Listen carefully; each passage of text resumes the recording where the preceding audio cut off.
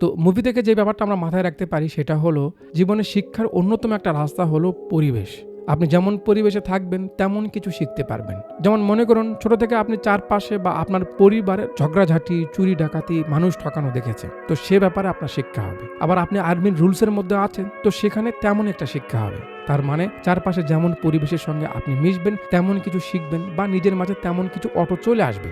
এটা যে কতটা বাস্তব তা আপনাদের মাঝে অনেকেই হয়তো অলরেডি বুঝতে পেরেছে। এখন কথা হলো আপনি সেই পরিবেশটাকে কিভাবে অ্যাকসেপ্ট করছেন। যদি আপনার সেটা ভালো না লাগে তাহলে কি করবেন?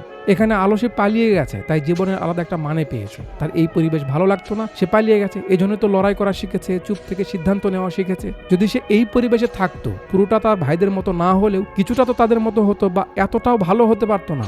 বাকি সবার কাছে না তো পালানোর সুযোগ থাকে, না সাহস থাকে, আর না সে পরিবেশের সঙ্গে যুদ্ধ করতে পারে। যার কারণে দেখা যায় মন না চাইতেও এমন পরিবেশে থাকতে হয় যেখানে থাকতে আমাদের দম বন্ধ হয়ে আসে। কিছু কিছু পরিবারের লোকজন এতটা চাপে থাকে বা এমন চাপে তাকে রাখা হয় যে এমন পরিবেশে সে না শান্তির মতো নিঃশ্বাস নিতে পারছে আর না মন খুলে বাঁচতে পারছে, কিন্তু কিছু করার নেই, মেনে নিয়ে জীবনযাপন করতে হচ্ছে।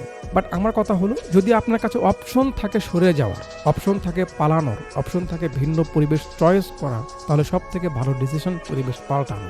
যেখানে আছেন সেখান থেকে ভিন্ন একটা জায়গায় চলে যান, একদম ভিন্ন হোক সেটা নতুন পরিবেশ, সেখানে যান, দেখবেন উন্নতি হচ্ছে, নতুন কিছু শিখতে পারছেন, দেখবেন পরিবেশটা আপনাকে এমন কিছু শেখাচ্ছে বা এমনভাবে জীবনযাপন করতে হেল্প করছে যে আপনি মনে মনে ভাবছেন আমি তো এটাই চাইছিলাম। কোনো কিছু ভালো লাগে না, জব হচ্ছে না, উন্নতি হচ্ছে না, খাইতে ভালো লাগে না, কাজ করতে মন চায় না, ঘুমাইতে মন চায় না, যে কোনো ধরনের বোরিংনেস, যে কোনো থমকে থাকা অবস্থানে থাকলে এর বেটার সমাধান পরিবেশ পাল্টানো। চাই জায়গা ছেড়ে হোক আর পরিবেশটাকে ভিন্ন রূপ দিয়ে পাল্টানো হোক, জাস্ট পাল্টে ফেলুন, দেখবেন গাড়ি গড়তে শুরু করেছে।